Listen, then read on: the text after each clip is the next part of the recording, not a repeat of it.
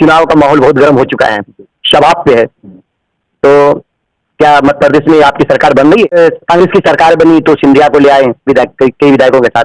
इस बार अगर कांग्रेस की सरकार बनती है तो जीतू पटवारी फिर 20-25 को लेकर चले आएंगे। शायद भाई सबसे बड़ा सवाल, आप भोपाल के चर्चित विधानसभा मध्य विधानसभा से आते हैं, हजारों वोटों के पर आपका प्रभाव है, बहुत एक्टिव है राजनीतिक में। क्या लगता है आपकी ये सीट निकल रही है, जीत रहे हैं? दोनों पार्टी के उम्मीदवार उसके तो धूप नारायण सिंह आरिफ मसूद चुनावी मैदान में आ चुके हैं, कहीं न कहीं प्रोग्राम हो रहे हैं। आपको अब तक किसी प्रोग्राम में देखे नहीं, लेकिन जिस तरीके से आप पूछ रहे हैं कि आरिफ मसूद साहब जो विधायक हैं, मध्य विधानसभा के विधायक, तो पूर्व विधायक जी ने नहीं बुलाया। धूप नारायण मजबूत कैंडिडेट और आरिफ मसूद भी है, दोनों के बीच कैसा मुकाबला देखने को मिलेगा? वोटों की जो संख्या है मेजोरिटी और माइनॉरिटी की, उसमें भी डिफरेंस है। माइनॉरिटी के वोट कम है, मेजोरिटी के ज्यादा है। खैर चुनाव तगड़ा होगा। RH न्यूज 24 में आप सभी का स्वागत है, खैर मकदम है। झीलों की नगरी, नवाबों का शहर, मध्य प्रदेश की राजधानी भोपाल में हम उपस्थित हैं, मौजूद हैं और हमारे पास राजनीतिक सूझबूझ, ज्ञान रखने वाले, जानने वाले, एक्टिव और कई हजार मानने वोटों पे अपना प्रभाव रखने वाले, डालने वाले कांग्रेस के एक्टिव और चर्चित प्रवक्ता मध्य प्रदेश सैयद शाहिद हुसैन साहब हमारे पास उपस्थित है, मौजूद है। चुनावी साल में चुनावी चर्चा करेंगे, उनसे वार्तालाप करेंगे।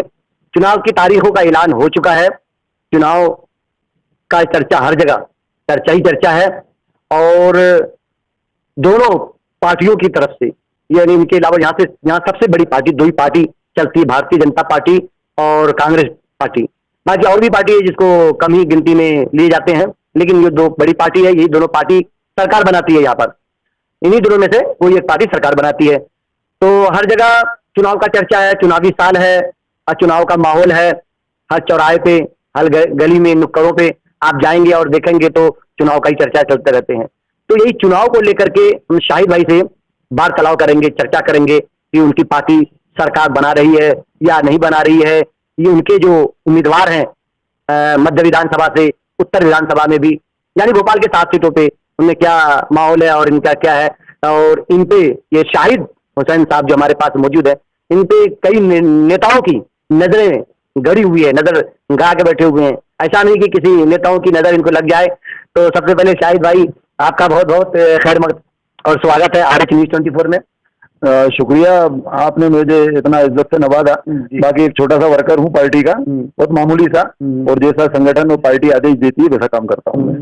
तो शाहिद भाई सबसे पहला सवाल तो ये है कि चुनाव का माहौल बहुत गर्म हो चुका है, शबाब पे है। तो क्या मध्य प्रदेश में आपकी सरकार बन रही है, यानी कांग्रेस की? क्यों नहीं, पिछली बार भी आपने आपके चैनल द्वारा मुझ पर गुफ्तगू करी थी, तो मैंने आपसे यही कहा था कि सरकार बन रही है। और इस बार आप फिर पूछ रहे हैं। लगभग 230 विधानसभाओं की कांग्रेस द्वारा सीटें सब कंप्लीट हो चुकी हैं, सारे प्रत्याशी अपने अपने मैदानों में उतर चुके हैं।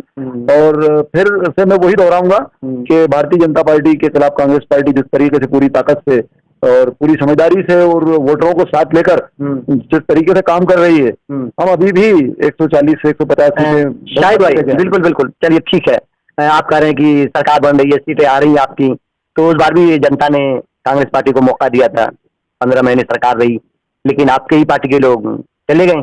नहीं, तो ऐसा नहीं कि फिर जाने वाले हैं? नहीं, मेरी पार्टी के लोग कहाँ भाई, वो तो उनके पूरा जो सिंधिया जी का जो पूरा खानदान है वो भारतीय जनता पार्टी का है। सिंधिया जी ही कांग्रेस में थे और उन्हें बड़ा सम्मान मिलता था, लेकिन कहीं ना कहीं उनका दिल भी भाजपा में रखा रह गया होगा। तो उन्होंने जिस तरीके से धोखा और जिस तरीके से चोट करी है पार्टी को, वो ठीक नहीं है। उनके स्वर्गीय पिताजी माधवराव सिंधिया जी भी एक बार नाराज हो गए थे पार्टी से, लेकिन इस तरीके से उन्होंने भाजपा या दूसरी शायद भाई एक बात चल रही है कि सिंधिया 25 विधायक लेकर चले गए, 22-23 विधायक जो भी है लेकर चले गए। एक चीज अभी चल रही है, लोगों के जहन में भी आ रही बातें, चर्चा भी कहीं ना कहीं होती रहती है कि पिछली बार कांग्रेस की सरकार बनी तो सिंधिया को ले आए कई विधायकों के साथ। इस बार अगर कांग्रेस की सरकार बनती है तो जीतू पटवारी फिर 20-25 को लेकर चले आएंगे? नहीं, जीतू पटवारी ऐसा नहीं है। ये तो मैंने आपसे बोला ना अभी कि उनका पूरा खानदान ही भारतीय जनता पार्टी में है। सिंधिया जी का यही कांग्रेस में थे और वर्चस्व में थे और सम्मान भी मिलता था, हर तरीके से नवाजा जाता था। इन्होंने ही धोखा दिया पार्टी को। अब इससे ज्यादा मैं क्या बोल सकता हूँ, वो पार्टी बदल ली। मैं आपने मेरी बात काट दी कि आदरणीय स्वर्गीय हमारे माधवराव सिंधिया जी, इनके पिताश्री, उन्होंने भी एक बार नाराजगी में पार्टी छोड़ी थी, बट उन्होंने भारतीय जनता पार्टी का दामन नहीं पकड़ा था। तो उसमें पार्टी लेवल पर हाईकमान ने उन्हें वापस बुला लिया, वो आ गए और फिर से काम करा और उन्हें ईश्वर ने बहुत सम्मान और पार्टी ने बहुत सम्मान से नवाजा था। शायद भाई सबसे बड़ा सवाल, आप भोपाल के चर्चित विधानसभा मध्य विधानसभा से आते हैं, हजारों वोटों के पर आपका प्रभाव है, बहुत एक्टिव है राजनीतिक में, क्या लगता है आपकी ये सीट निकल रही है, जीत रहे हैं आप? चर्चित सीट मध्य विधानसभा हो या चर्चित सीट दक्षिण पश्चिम हो, जिस प्रकार से हमने 3 सीटें भोपाल में बनाई थी और जीत कर आए थे, चर्चित सीट उत्तर विधानसभा हो, ये सभी में अच्छा खासा यानी हमने ऊपर बहुमत से सरकार बनाकर 3 सीटें जो है यहाँ से प्राप्त करी थी भोपाल से। तो अभी भी इस बार भी मैं समझता हूँ हमारी भोपाल की 7 विधानसभा सीटें जो है लगभग हम उसमें से पूरी ही जीत के आएंगे, क्योंकि इनके जो झूठ और जिस तरीके से छला इन्होंने मध्य प्रदेश में भारतीय जनता पार्टी, शिवराज सिंह चौहान और मूर्ख बना बनाकर वोट लिया, 18 साल हो गए, लोग बोर भी हो चुके हैं। अब इनको बदलना चाहते हैं, सरकार बदलना चाहते हैं, विधायक बदलना चाहते हैं, हम फिर से इस बार ज्यादा सीटें लेके आएंगे। आप भी विधायक बदलना चाहते हैं? मैं विधायक नहीं बदलूंगा, कांग्रेस पार्टी के विधायक 7 विधानसभाओं पर आएंगे और विधानसभा जीतेंगे हम और अच्छी जीत के साथ। शायद भाई दोनों पार्टी के उम्मीदवार उससे ध्रुव नारायण सिंह, आरिफ मसूद चुनावी मैदान में आ चुके हैं, कहीं न कहीं प्रोग्राम हो रहे हैं, आपको अब तक किसी प्रोग्राम में देखे नहीं कांग्रेस?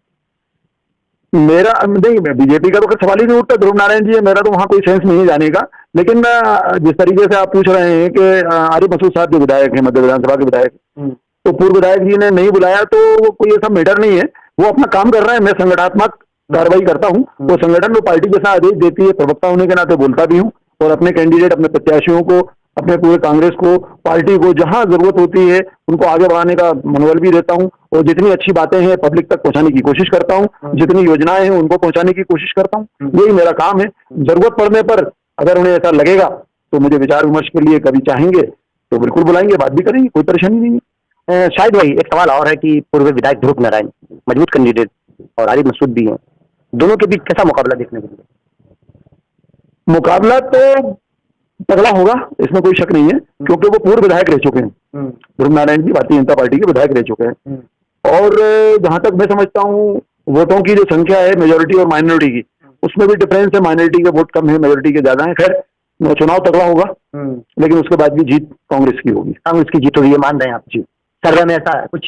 सर्वे में भी है और पार्टी लेवल पर पूर्व विधायक और जितने लोग हैं पार्टी से जुड़े हुए, वो अपने अपने क्षेत्र में, अपने अपने वार्डों में, अपने अपने बूथों में लगातार अपने तरीके से काम को अंजाम दे रहे हैं, आगे बढ़ रहे हैं, प्रोग्रेस कर रहे हैं। शायद भाई कुछ अच्छे कार्य आप बताइए जो आपके विधायक ने किए हो मध्य विधानसभा में।